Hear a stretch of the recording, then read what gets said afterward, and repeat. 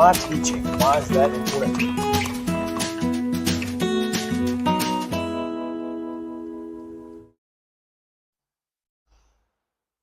Good morning and welcome to Mornings on Main Street, Southern Middle Tennessee. I'm Chris Yow, and this morning I am at Preservation Park here in Columbia, downtown Columbia, just across the street from the Polk Ancestral Home on West 7th Street. And we are so excited about the Preservation Park announcement and dedication that took place on Friday. It is a beautiful, beautiful place, and we would love for you to come down to Columbia and visit sometime. We've got a great show lined up for you. We've got a great feature and looking forward to telling you about what's going on in and around Southern Middle Tennessee. So without further ado, we give you this week's headlines on The Wrap.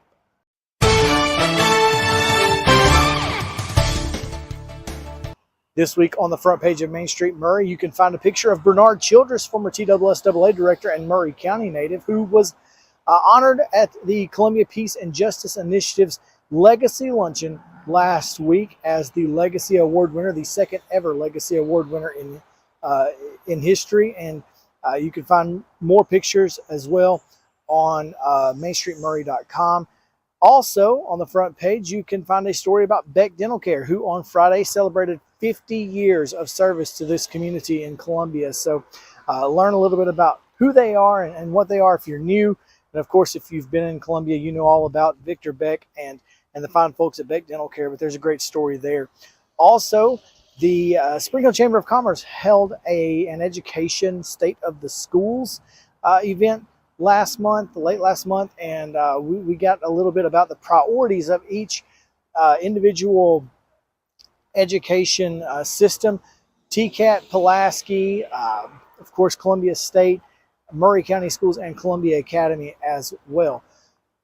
In addition to that, we also have on the front page some information about West 18th Street that the City of Columbia is considering a rezoning for. So all of that is on the front page, and there is a lot more inside, of course, Main Street Maury and at mainstreetmaury.com. So make sure to pick up your copy today.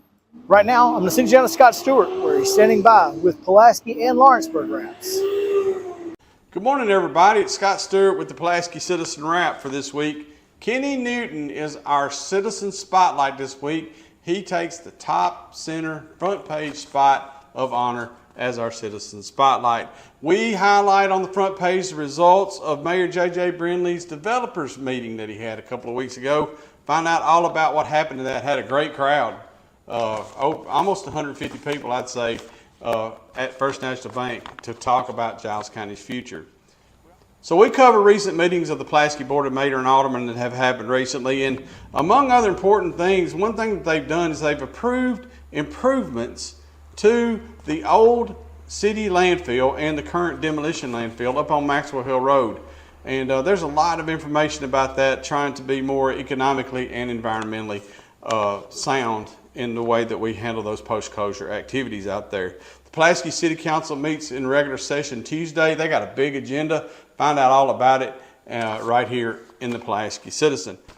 The Bobcats blasted their way into the TSSAA state playoffs Friday night, and they launched themselves right on into the second round with a big win. Wade will have all that information for you coming up in the sports segment of the wrap here in just a minute. He'll tell you all about it. But we got a front page picture of the Bobcats busting into the playoffs right there on the front page. Finally, on the front page, you can find out about the school board. They've approved some new programs, and we've got article all about that right there on the front. Inside, you can find out about Operation Christmas Child, where we send the boxes through the Samaritan Purse program to kids throughout the world. All the information you need to know right there on the inside for that. Also inside, we've got realtors ads, obits, safety tips from the Giles County Emergency Services Department, backwards glances, the docket, property transfers, and Johnny Phelps highlights Pisgah this week in Giles Pass. And don't miss Molly. She's our adoptable pet there on the back page of the paper this week. It's all in the Pulaski Citizen. Pick yours up this week in stands across the county, right here in the Pulaski Citizen office on the square, or get you a subscription. Call 363-3544. We'll be right back after this. Piggly Wiggly, located in Neely's Mill Shopping Center, is Columbia's locally owned and operated Cost Plus 10 grocery store dedicated to serving the community with low prices and smiling faces. Piggly Wiggly offers fresh, hand-cut meats daily as well as daily hot plate lunches from their deli counter. You're certain to see smiling faces and a helping hand when you're here at Piggly Wiggly. Come by and check out our fresh produce, high-quality meats, and more. Down home, down the street, we'll see you at the Pig. Having a good, confident smile and being able to portray that positivity to others is really helpful. A professional family atmosphere is what we get every time we come here. Our hygienists do a better job at kind of assessing mouths and coming up with plans than most dentists do. They're very kind and they're very aware of other people. I think if there's things that I would want you to leave here with, I want you to feel like you were heard, that we listened to you, and I want you to feel like that your concerns were addressed. Hey everybody, it's Scott Stewart again with the Lawrence County Advocate Wrap this week. Like communities all across our country this weekend, Lawrence County will be holding its annual Veterans Day Parade to celebrate veterans. The Grand Marshal this year is Sergeant Major Carlos Castile, retired U.S. Army. You can find out all about Sergeant Major Castile and the parade schedule on the front page of the Advocate this week, which also gives a nod to our legacy, our roots, with a photo of Veterans Day parades past from legendary photographer, the late Howard Hojo Johnston. And we are so glad to be able to pay honor to his legacy. Also on the front page of the Advocate this week, Sandy Mashburn has an article on Cash for Cancer's fundraiser that involved local officials. She also has information about Summertown Utility and LUS asking their customers to conserve water during the current drought conditions. And Sandy shares a story with us about the book sale fundraiser for beloved pediatrician Dr. Scott Benefield, who was seriously injured when he was hit by a car while biking earlier this year. Inside we have photos from the downtown trick-or-treating a couple of weeks ago, and we have a full-page salute to local veterans. The college football contest is back. And I had to take the blame for it not being in last week, and I apologize for that. I appreciate everybody giving me a little bit of grace. It is back this week, so make sure you take your entries down to the guys at Heritage Automotive by Friday afternoon. Santa for Seniors is looking for a new home. It's on the inside of the paper this week. Please read that story and find out if you can help them. Give them a call. What a great cause for the past 26 years. And looking for a place to carry out that great cause again this year, just for a few weeks right around Christmas. Toys for Tots is also underway. There's a contact information inside this week to find out how to be involved in this U.S. Marine Corps Toy for Tots program. We want to know what our readers want to see, and we've got a reader survey in the paper this week and on the Lawrence County Advocate Facebook page. Please fill one out and let us know what you would like to see us cover. The football season ended abruptly for the Loretta Mustangs Friday night with a loss in the first round of the TSSAA playoffs. Keep your heads up, Mustangs, because you guys had a great season. It's now time to turn to the round ball, the hardwood, and our friend Mo Patton has done a good job of getting us started with some basketball coverage in this week's edition of the Lawrence County Advocate, and we're going to have a little bit more of that coming up in next week's paper as well. Also inside, we've got obituaries. We've got a report from the Mars Hill Community Club, the Senior Citizen Central Report, classifieds, and so much more. It's all in the Lawrence County Advocate this week. Get your copy today. It stands all across Lawrence County. Thank you, Lawrence County. We'll be right back right after this. Since 1975, Mid-Tennessee Bone and Joint Clinic has treated the orthopedic needs of Middle Tennessee residents. The trained physicians provide surgical options and minimally invasive options to treat all orthopedic needs. The walk-in clinic, OrthoQuick, helps you bypass the ER while treating sports injuries and acute needs Monday through Saturday. Visit MTBJ online at mtbj.net or on social media at Mid-Tennessee Bone Joint Clinic. John got to talking one day, we'll make some true Tennessee whiskey. Well, I told him he had to find some Tennessee red cob corn someplace, because that's what it was made out of. Because it's not resistant to nothing. Well, we raised about 3/4 acre, maybe a little bit more out there. And we picked it. I shelled it. And John made some true Tennessee whiskey out of it. It is true Tennessee, and you still got a little bit of it left. Whiskey, or a spirit of any kind for that matter, hasn't been legally distilled in Lawrence County since David Crockett's mill and distillery washed away in the flood of 1821. Now, 200 years later, Maury County resident John Hatcher is marking new territory along the Buffalo River. The main thing about being a distillery is it's not about the spirit as much as about the local economy. I think it drives in the future that, and again, we want to start and build a brand. So we're looking at the long-term future. And I think it's great to involve the farmers. I think it's good to involve the local community. That a distillery is no different than any other center. It's not about the alcohol as much as it's what it creates. There's tourism, there's agriculture. It's a good product. So we make 1821 Shine is the name, and that's in reference to David Crockett. And actually in 1821, 200 years ago, is when his distillery washed away in the flood on Shoal Creek in Lawrence County. And then, so our aged moonshine would be our whiskey, which is a sweet mash whiskey. And then we make vodka, and then the vodka, from there we put botanicals and herbs in to make the gin. So those are our 4 base products. For 100 of those years between Lawrence County distilleries, it was illegal to make whiskey in 92 of the 95 counties in the state. That was until Williamson County Attorney Heath Clark petitioned the state legislature to allow every county the option to legalize the distillation of spirits. That state law passed in 2009. And that kind of piqued my interest, and I got started as kind of a hobby, and it's from my ancestors. That's where I got started, in the fact that my great-grandfather immigrated from Ireland in 1821. So it's always been a passion of mine and an interesting thing for me to do, to follow my ancestors from my grandfather down to... My mother was not a distiller, but she taught me how to make wine, and we fermented things, made kraut, so it's always been an interesting part of the chemistry and the formulas to me. Why Lawrence County, though? It's simple. The secret's not in the sauce, it's in the water. The term sweet mash whiskey has a lot to do with the water and why we're here. It has to do with the pH of the water. And we're sitting in Lawrence County right on the edge of the limestone shelf and a sandstone shale shelf because iron is really close by from here. We have Iron City to the south, and along the Natchez Trace is where the iron ore foundries were back many years ago in the 1800s and early 1900s. And our water tests out at a perfect 5.3 pH. So we don't have to add anything to our mash to make the enzymes work to break that starch down. So we use fresh ingredients from start to finish in our product. So it's really an ideal place to make and distill alcohol. Gobbler Springs Distillery offers tours and free tastings by appointment. Please text 931-300-3753 to request a tour.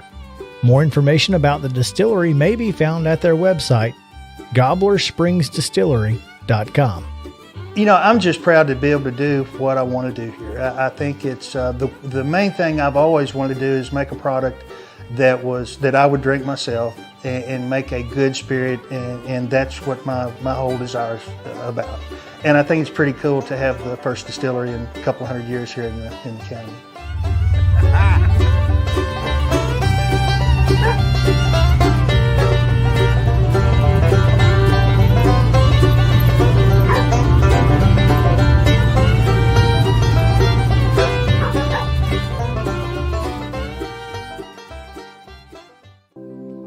Custom Stone Handler supplies over 600 distributors and suppliers with quality stone products. Along with River Stone, we produce and distribute over 100 building, landscape, and other bulk products. Our goal is to provide quality products, service, and partnerships to ensure our customers' success. We firmly believe that the measure of any person or company is how they treat other people and customers. Give them a call at 931-490-4990 or visit CustomStonehandlers.com.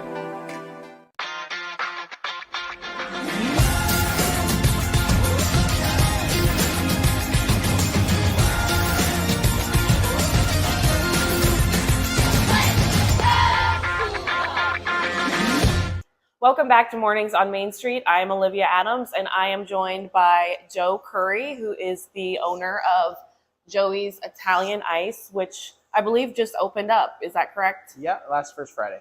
Okay. And how was it the first Friday? Did you have a lot of customers that came in? Yeah, it was busy. We had a line out the door almost all night. So Wow. yeah. And so just tell us what you serve. Obviously, Italian Ice, but is there anything else?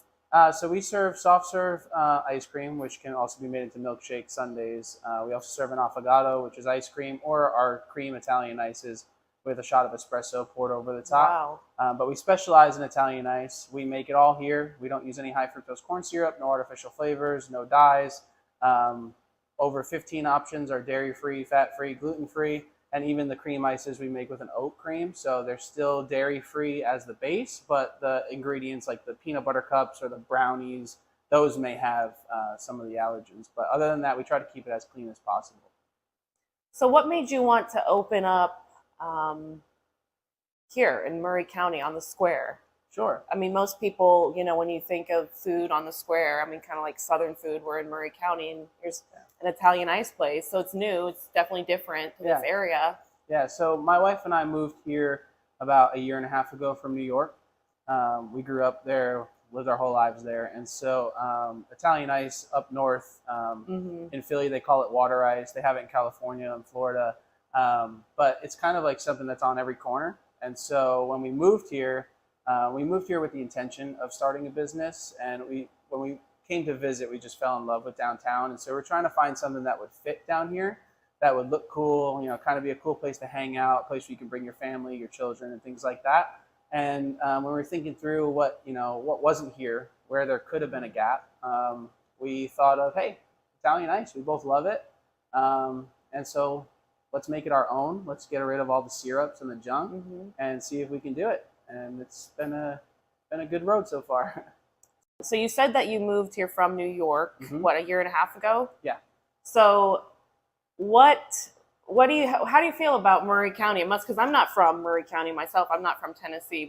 Has it been a big change for you?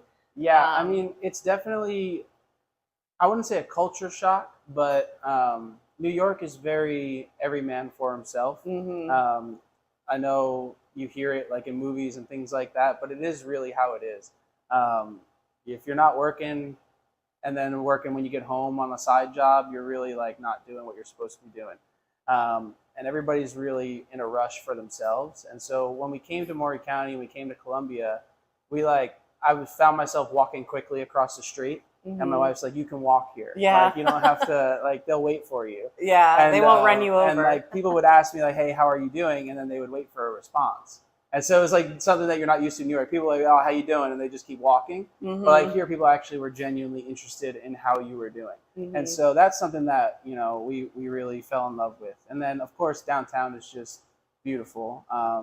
My wife actually, before we moved here, we picked Tennessee as a state, and she Googled cutest small towns in Tennessee during the fall. And the Southern Living article for Columbia came up. And so we came to visit, and within 3 days we had, jobs to move here. We had a house locked up, and it just felt like the right move for us at the time.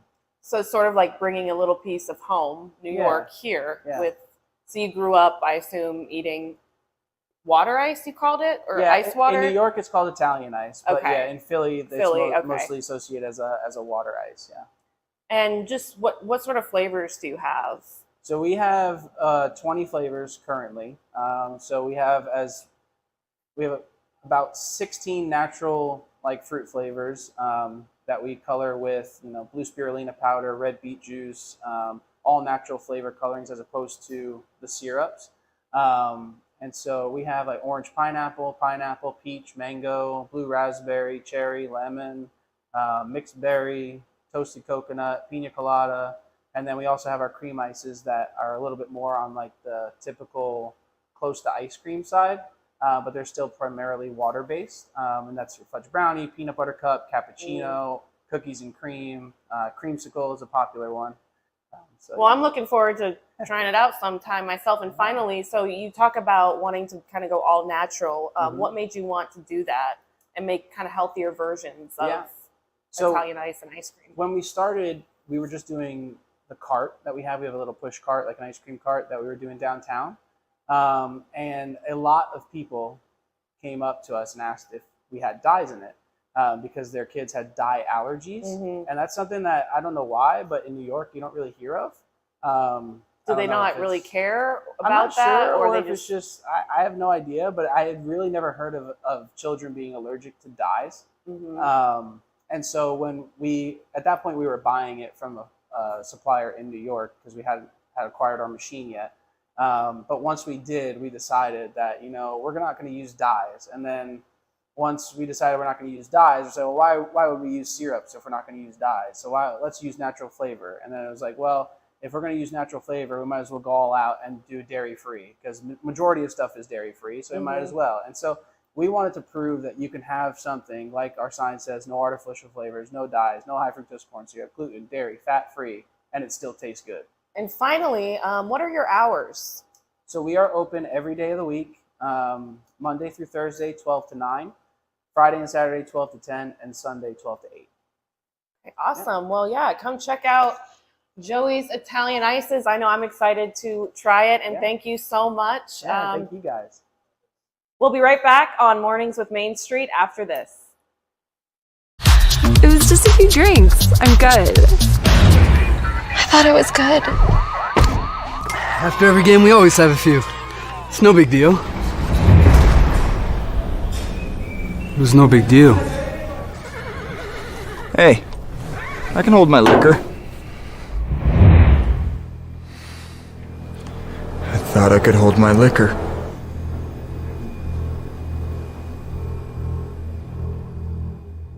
Welcome back into Mornings on Main Street, Southern Middle Tennessee. Time now to take a look at sports. We've got Maurice, Patton, and Wade Neely. We'll start in Maury County with Mo. Yeah, thanks, Chris. First week of November, if you followed sports in this area for any period of time, you know we have reached the overlap. So, in this week's print edition of Main Street Maury and in the Lawrence County Advocate, we've got your playoff football action from week 1. We've got your upcoming playoff football action with Nostradamus and with updated brackets for the area. And we've also got preseason basketball previews at the high school level. So be sure and check out Main Street Maury and again, the Lawrence County Advocate for capsules on all of our area high school teams as we head into the 23-24 season. We've also got coverage of Columbia State's men and their season opener last week against Bryan College. And like I said, Nostradamus gets you ready for the upcoming week. What else do we have? The Red Zone Rundown, which has updated stats, and this week's Main Street Preps Top 25 poll. So whatever it is that you're interested in at the high school level, we've got it in the print edition of Main Street Maury this week. Coming up online at mainstreetmaury.com, we'll have coverage of Summit at Brentwood. We'll have coverage of Jackson Christian at Columbia Academy as the football playoffs continue. And we will have Zion Christian in their season opener on the hardwood. So be sure and check that out. Also, a couple of other things that we're not going to talk about, but keep an eye on the website and on next week's print edition because we got some breaking news. I'll leave it at that. Thanks, Mo. All right, we go down now to Wade Neely, who is standing by in Pulaski. Playoff football will continue in Giles County as the Giles County High School Bobcats knock off Chattanooga Brainerd 34-0 last Friday night in the opening round of the Class 3A playoffs. Big win for GCHS. They set the tone early. They took the opening kickoff. Opening drive, they marched 60 yards for a touchdown. And Johnny Jackson running in for 6 yards and the score. GCHS goes up early, and then they got a great stop defensively. Brainerd goes for it on 4th down in their own side of the field. Giles County makes the stop. They score one play later, and it's really off to the races as they led that game 24-0 at halftime, and they end up winning it 34-0. Kamari Turner with 2 rushing touchdowns, caught one pass. This kid is so explosive for Giles County. He continues to be one of the top playmakers really in the state, but especially in Class 3A. And you also had, again, a rushing touchdown there from Johnny Jackson and 2 nice field goals from Chase Carden for Giles County, the big kicker for GCHS, putting some points on the board through special teams as the Bobcats got a great win. Looking ahead now, the Bobcats get a matchup with McMinn Central, who's the number 2 seed out of Region 3. This will be the first ever meeting between the two schools, which is always one of the fun things about the postseason. Giles County will welcome the Chargers to Sam Davis Park. It's going to be a fun matchup on Friday. McMinn Central's got an explosive offense, but they kind of had to hang on as Watertown gave them a pretty good fight right up until the very end, as GCHS again will meet McMinn Central. On the other side of that bracket, you have undefeated Meigs County, who's the number 1 seed in their sister region. They take on Sequatchie County. So the Bobcats will take on the Chargers, and then it'll be Sequatchie County taking on Meigs County. Those 2 winners will get it on the following week. So busy week for Giles County High School football. A reminder, you can catch each and every single snap of GCHS action on Pulaski Citizen Live every Friday night. Live radio broadcast. Yours truly and Chris Bledsoe will have the broadcast. We'll be there at the Brickyard this Friday. It's GCHS versus McMinn Central. Round 2 of the Class 3A state playoffs is upon us. We'll see you Friday night. That's all from us here in Giles County. Wade Neely, sports editor of the Pulaski Citizen. We'll see you next time. Thanks, guys. Looking forward to more sports coverage as basketball season gets underway. All right, we're going to take a break. When we come back, weather and more right after this.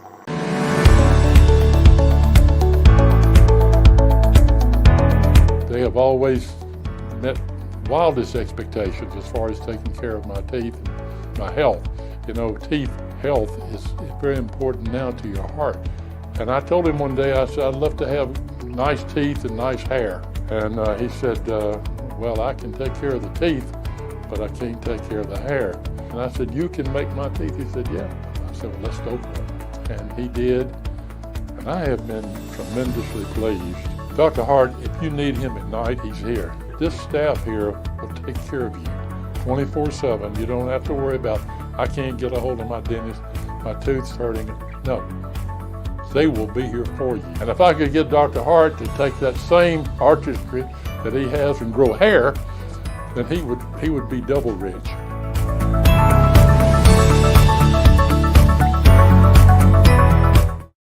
Welcome back into Mornings on Main Street, Southern Middle Tennessee. Time now to take a look at weather. Our friends down at Tennessee Valley Weather have you covered. From the Tennessee Valley Weather Channel, this is your weather today. Good Wednesday morning to you. I'm Kelly Roston in the Tennessee Valley Weather Center with a check at your forecast. We have a few clouds hanging around this morning. However, temperatures are nice and warm in the lower 60s to start off our day. Winds will be gusting out of the south 10 to 15 miles an hour, maybe some gusts up about 20 miles an hour. We'll see some periods of cloud cover. We'll also see some periods of sunshine, getting us warm up once again this afternoon into the upper 70s to lower 80s, eventually falling back into the 60s for the evening and overnight as well with a clear sky. However, that really fills in by the time we get to the overnight hours Wednesday into your Thursday, with a few showers possible for the first half of your Thursday and then better chances for the second half of Thursday. You can see that here on the 7-day forecast. Rain moves in Thursday, impacting us here in the Tennessee Valley, hopefully getting about half an inch of rain across the region here in southern middle Tennessee. Showers will continue into Friday, eventually wrapping up for Saturday, and then maybe a few showers once again on Sunday, with temperatures much cooler beyond Wednesday, with temperatures only in the 70s for Thursday and only into the upper 50s for Friday. Until next week, this has been Mornings on Main Street, Southern Middle Tennessee on Main Street Media TV, and I'm Chris Yow saying have a great day.